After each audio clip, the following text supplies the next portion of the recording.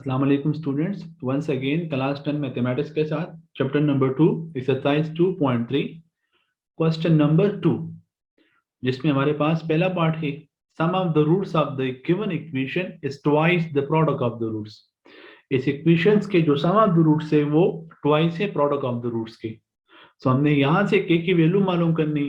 के की वैल्यू मालूम करने के लिए हम सबसे पहले यहाँ पर सम ऑफ रूट्स फाइंड करेंगे और उसके बाद प्रोडक्ट ऑफ रूट्स फाइंड करेंगे। अब हम यहाँ पर देख सकते हैं कि इस इक्वेशन में हमारे पास ए बी और सी की वैल्यू ऑलरेडी गिवन है। ए यहाँ पर रिप्रेजेंट कर रहा है कोएफिशिएंट ऑफ एक्स स्क्वायर को, बी यहाँ पर रिप्रेजेंट कर रहा है कोएफिशिएंट ऑफ एक्स को, और सी यहाँ पर है कांस्टेंट वैल्यू। अब हम यहाँ पर सम ऑफ रूट्स फाइंड करेंगे तो सम ऑफ रूट्स का फॉर्मूला है हमारे पास -b divided by A. B की वैल्यू हमारे पास -3 और ए की वैल्यू हमारे पास है 2k।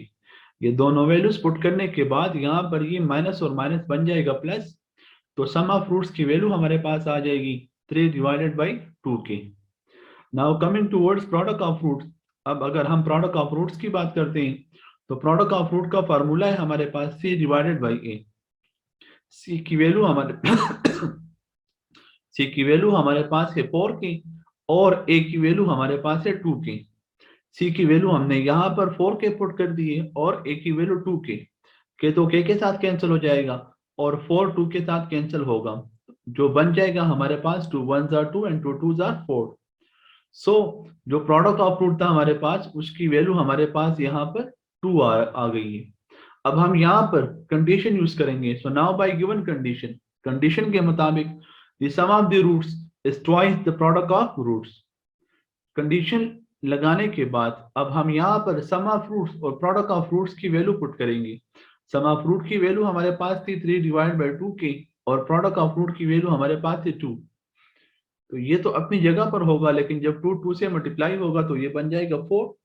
अब यहाँ पर इसका डिनोमिनेटर तो 1 है, तो अपनी आसानी के लिए हमने इनको क्रॉस मल्टीप्लाई कर दिया।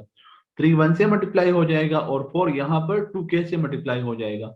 3 1 3 बन जाएगा, लेकिन जब 4 2k से मल्टीप्लाई होगा तो रिजल्ट आ जाएगा हमारे पास 8 की।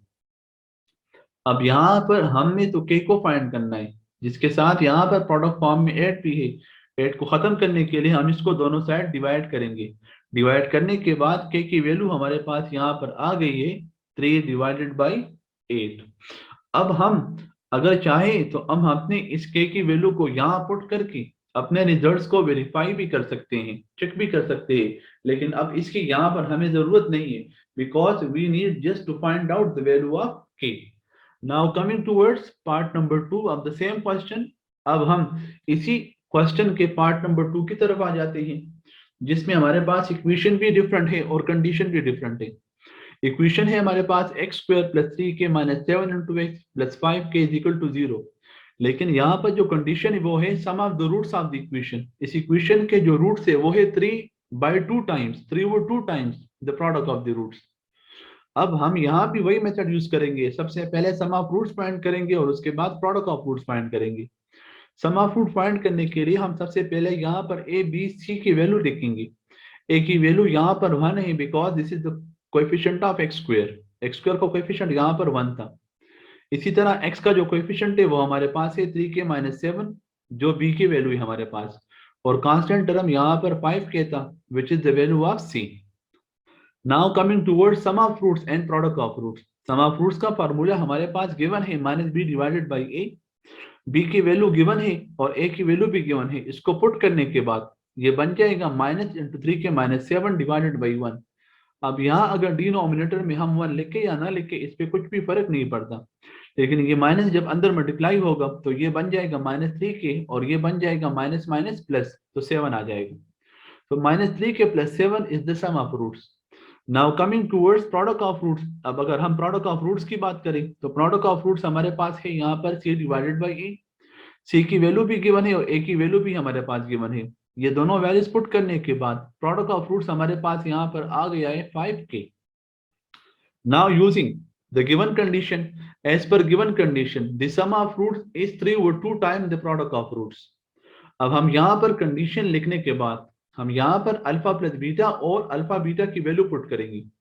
The value of alpha plus beta is -3k plus 7 and the value of alpha beta is 5k। ये 5k इस 3 के साथ मल्टीप्लाई होगा तो बन जाएगा 15k डिवाइडेड बाय 2, बिकॉज ये नॉमिनेटर नॉमिनेटर से मल्टीप्लाई होगा और डिनोमिनेटर डिनोमिनेटर से।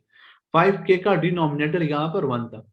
अब यहाँ पर इस साइड का भी डिनोमिनेटर तो मौजूद है विच इज 1। तो अपनी आसानी के लिए फॉर इजीएस्ट हम इसको क्रॉस मल्टीप्लाई कर लेंगे। आफ्टर क्रॉस मल्टीप्लिकेशन ये 2 यहाँ पर मल्टीप्लाई हो जाएगा और 1 यहाँ पर मल्टीप्लाई होगा। जब 2 यहाँ पर मल्टीप्लाई हो जाएगा तो ये बन जाएगा 2 into minus 3k plus 7 is equal to 15k। अब इस 2 को हम इन side multiplying with each and every terms, 2 3 minus 6k आ जाएगा और 2 7 14 आ जाएगा। अब हम यहाँ से माइनस 6 को खत्म करवाना चाहते हैं, इसका साइन तो नेगेटिव था, तो दैट्स वाई हम इसको दोनों साइड ऐड कर लेंगे। After adding 6k on both sides, 6k और minus 6k should be cancel हो जाएगा और यहाँ भी ऐड हो गया। तो जब 15k के साथ 6k ऐड होगा तो दिस विल बिकम 21k और यहाँ पर ओनली 14 बचेगा। And now we need to find out the value of k। हमने तो k को फाइंड करना है, इसके साथ तो यहाँ 21 भी मौजूद है, तो 21 को खत्म करवाने के लिए now dividing both side by 21, दोनों साइड्स को 21 से डिवाइड करेंगे। जब 21 से डिवाइड होगा तो यहाँ से 21 तो कैंसिल हो जाएगा, लेकिन यहाँ पर 14 था, यहाँ पर 21 था और दोनों हमारे पास 7 के टेबल में आ रहे थे। तो 7 2 14 और 7 3 21, दोनों कैंसिल किए। कैंसिल होने के बाद हमारे पास k की वैल्यू यहाँ पर आ गई है 2 डिवाइडेड बाई 3। अब अगर हम चाहें तो हम इस k को यहाँ पुट करके हम अपने इस रिजल्ट्स को वेरीफाई भी कर सकते हैं, but no need to verify because we need just to find out the value of k। हमने यहाँ से k की वैल्यू को फाइंड करना था, जो हमने यहाँ पर फाइंड कर दी है। स्टूडेंट, इस किस्म के सवालों में आप लोगों के लिए सम ऑफ फ्रूट्स और प्रोडक्ट ऑफ फ्रूट तो फाइंड करना मुश्किल नहीं होगा, लेकिन यहाँ पर जो मेन चीज है हमारे पास, जो मेन रोल है हमारे पास, वो है आप लोगों के पास कंडीशंस का। अगर आप लोगों को कंडीशंस का पता है और कंडीशन आप लोग समझ सके और कंडीशन को सही तरीके से आप लोगों ने यूटिलाइज कर दिया तो क्वेश्चन को हल करना, सॉल्व करना, it will be more easy for us.